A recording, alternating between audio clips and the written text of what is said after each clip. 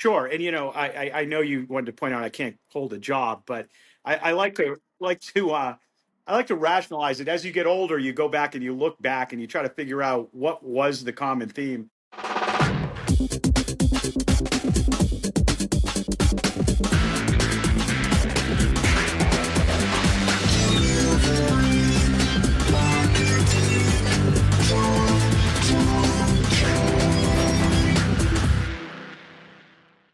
Hey there, and welcome to a brand new episode of Delivering Marketing Joy. I am your host, Kirby Hausman, and joining me today is a brand new rock star I'm super excited to dive in today. He's the vice chairman of Buck Institute. He's an expert on transformational leadership, Blair LaCorte. Thanks for joining me. Hey, thanks for having me, Kirby. Absolutely. So it's funny. I gave your intro, but it does no justice. You've worked in so many roles, C-level, every kinds of different industries. And so in that context, I mean, obviously you've done tons in the leadership space. So what are some key lessons you've learned about people development from these leadership roles? Sure. And I know you wanted to point out I can't hold a job, but I like to rationalize it. As you get older, you go back and you look back and you try to figure out what was the common theme. And the common theme with me is change. I'm not an entrepreneur, although I've been in eight different industries and over 10 companies and invested in a lot more than that. I really am fascinated with change, and change is, to your point, all about people. So what I've found is that by being in different industries, I'm able to bring a different perspective sometimes to people who are experts at what they already do, right? So, how do I get people to look at things a little differently? Or how do I get people to deal with the fact that this change is here and the things that worked before didn't work? So the two big things I would say are, one is there's lessons to be learned across industries. I call it funnel vision versus tunnel vision, not just best practices in your own industry. The second piece is that it's all about the people, stupid, right? This is just a sport. And yes, we have equipment and we have some rules out there, but you win and you lose on how well you take care of your team. And by the way, if the team it can be run different ways, but it's got to be consistent, and you have to do the right things for that consistent culture. You kind of mentioned that you've been across different sort of industries and genres. So how are fixing and growing businesses similar? I mean, you've had experience in that, and what are some lessons you've learned about that change? Yeah, so I think it's actually a great question. It's one I did not ask myself until the last couple of years. When I look back, I've been drawn towards change, and change comes in two obvious flavors. One is something's not doing well. Now, I think that harkens back to the fact that I grew up. My two parents were divorced, and they both had startups, and they were they struggled, right? And so I was bred, and and my trauma was sharpened in this. How do I take an entrepreneur and help them, right? So that's turnaround. How do I keep something alive? The other where a place you find change is they've had an unbelievable success, but now they need to double again. It's a growth company, right? And they seem like very different things, but I'll tell you, they turn out to be almost the same. When you're doing a turnaround, one of the best things you can do is actually figure out how they got to the place they are. Rather than believe people are stupid, you go and you interview people and you figure out what actually happened, because they'll educate you to the patterns and the trends and the mistakes that were made, right? When you're doing a growth company, the company needs to grow and it can't figure out how to continue to grow. You're going to do the same thing. And ironically, in both of them, you're probably going to change 60% of your exec team. Now, how did I pick out 60%? It's more than 50, right? Because it's not the same people who drove into the ditch that you're going to take to save a company. And it's not the same people who kind of hit their limits that you're going to take to double again. So you're going to have to deal with this ambiguity, and you're going to need some people inside the company to help you. So identifying those change makers and who you're going to keep is the key. People always think, who am I going to fire? My big thing is who is going to help me to recreate something. Yeah, it's funny. I've heard across many people say that the skills that get you to $1 million aren't what get you to $10 million, and what get you to $10 million, $100 million. Is that sort of what you're talking about?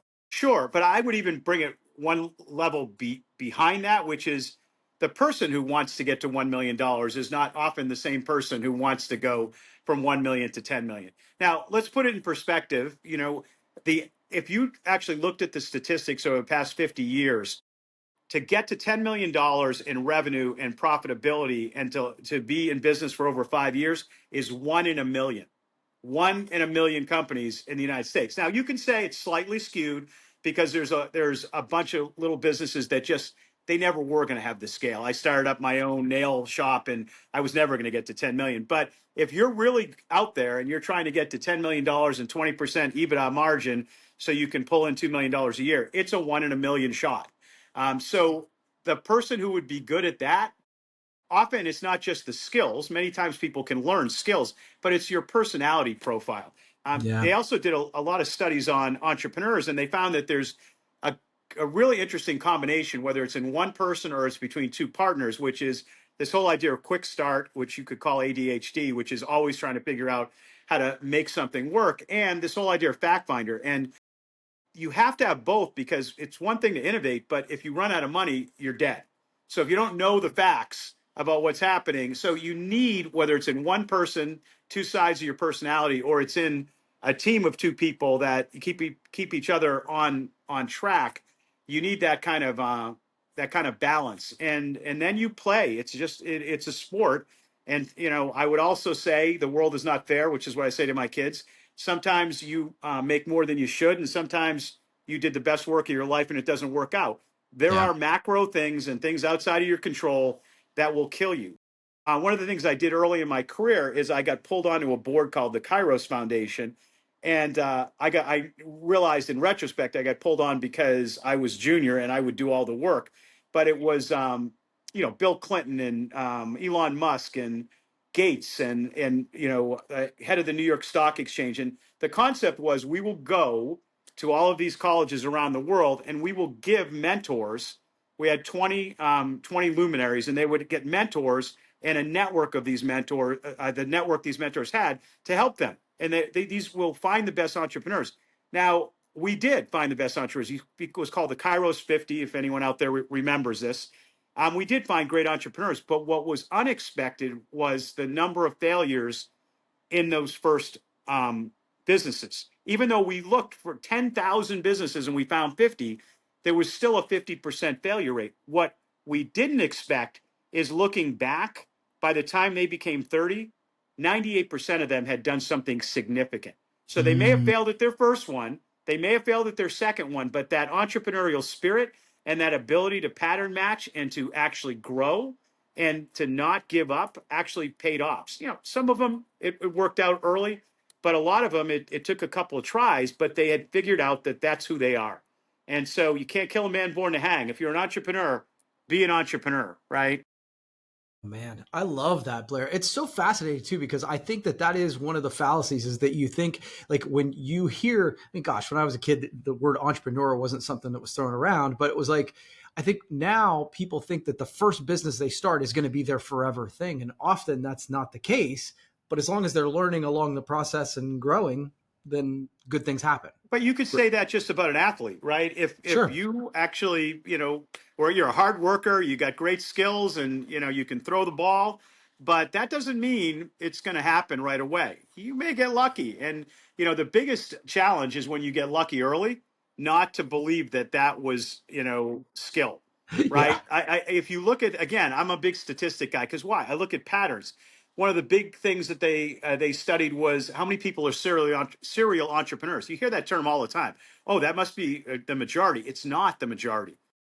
Most people who hit it big once do not hit it big again, because they have confirmation bias. They think they understood how they did it. They try to replicate it the same way they did it before.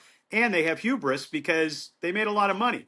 Most people actually have to step back and actually start where they were when they started their first business. If they try to build off their prior success, they tend to not see the truth, because everyone else is telling you how great you are, right?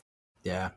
Man, that's great. Okay, final question for you. Like we talk about business being all about relationships, and I totally believe that. But in today's world where there's, like we always say, we're all these followers and contacts, how do you balance 150 meaningful relationships with thousands of contacts?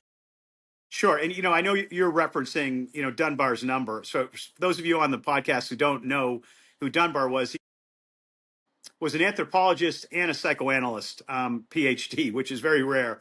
And he developed this theorem of how many people you can connect to at any given time. And it's been very influential over the last 50, 60 years. Even Microsoft would never build a division at the beginning over 150 people. And what he proved was that the size of the neocortex to the size of the brain in humans allows us to do something that many animals can't do.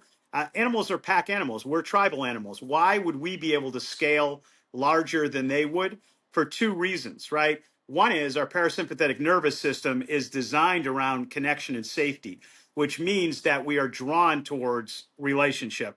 Now, our amygdala is all about fear, so it gets in our way because we want to survive, right? But, we're drawn to it. The second piece of that is that when you look at how we connect, we have the ability to create fiction and we have imagination. And you think, what does that mean? It means that we don't have to be standing next to you in the field to know you're on our tribe. If I decide that you're on my tribe, that you're in my book club, that you're on my sports team, that we believe in the same things, that we're Americans, we can actually institutionalize that kind of connection. So take those two concepts about America, that humans can connect and scale those connections better. Dunbar would say most humans at any given time have about 150, and it starts with the core. Who's my family? Now, whether that's blood or it's pure survival, who are my friends? Who are my acquaintances? Who are my contacts? They're slightly different names when you go look this up than you would think it is, but basically you want to be able to, at the outer circle, if you can recognize someone, they're not going to kill you, then you can always smile at them or they may be able to help you, right? And so how do you manage that 150 people? We thought we're smarter than human biology, so we developed contact databases, and I was there at the beginning. We developed some of the first contact databases. Let me ruin it. There is no Santa Claus, and contact databases were not made for humans. They were made for machines to do lookup. They're based on lookup. Do you know the name, or do you know the company? And I look you up. So it's an addition, not a primary, right? It's like, okay, I'm looking for someone I already know. Most Yeah. people think of who they have in LinkedIn and contact databases as real assets. And the fact is, it isn't. The assets you develop are how you actually structure them and what the amount of contact you have with them. And it doesn't have to be a lot. So what every great salesman would tell you, and if you haven't sold, I have a little bit of despair, because if you haven't asked someone for money, it's really difficult to know what business is. But every good salesman will tell you it's all about relationship, because if you get trust with someone, they may say no to you, but you'll have another shot. And if you have trust with someone, they may take a shot on you, and you have an ability to sell something and deliver. And so, how you manage what your relationships are, um, I think, is the key to happiness, but it's also the key to business success. And it's not the same for every business. And I would say, if I had to give you one hint, 30% of your time is spent with people that are not good for you and are not accretive to your personal life or to your business life. And the reason for that is because I have this paper I wrote called Relevancy Rules. You're relevant to them, but they're not relevant to you. And when someone wants something for you, they find a way to get into your time. So I always have the guys or women I'm coaching do an analysis of where you spend your time, and you will find that sometimes your cousin that's not really positive, you've got to spend a little bit of time with, but you don't have to spend a lot of time in. So if you're at the party, say hello, give them a hug, move quickly, because you actually process 17 million bits of information a second, but you only actually take in consciously about 100 to 150, but all the rest of that's going into your subconscious. So while you think you're actually screening out the negativity or the ambiguity, you're not. So find ways to be surrounded by what makes you happy, and you will be happy. But we'll end with an old wives' tale, right? Which is, it's a cliche. The 10 people you surround yourself with them is who you are, right? Or surround Yeah. yourself with are who you are. Yeah. Blair, this has been awesome. This is a ton of information on this, and I really appreciate it. Where can people find more information about you? Sure. Listen, I have a coaching group, but if you want to get all the content that we have in it and see some of the videos and the speakers we bring in, it's at ppemastermind.com. Or if you have something that I can do for you in 30 seconds, and go to my LinkedIn and send me a message. Sounds great. Blair, this is fun. I would love to do it again sometime, okay? All right. Well, I enjoyed it. Thanks for the opportunity, Kirby. Absolutely. That's going to wrap up this edition of Delivering Marketing Joy. We'll see you next time.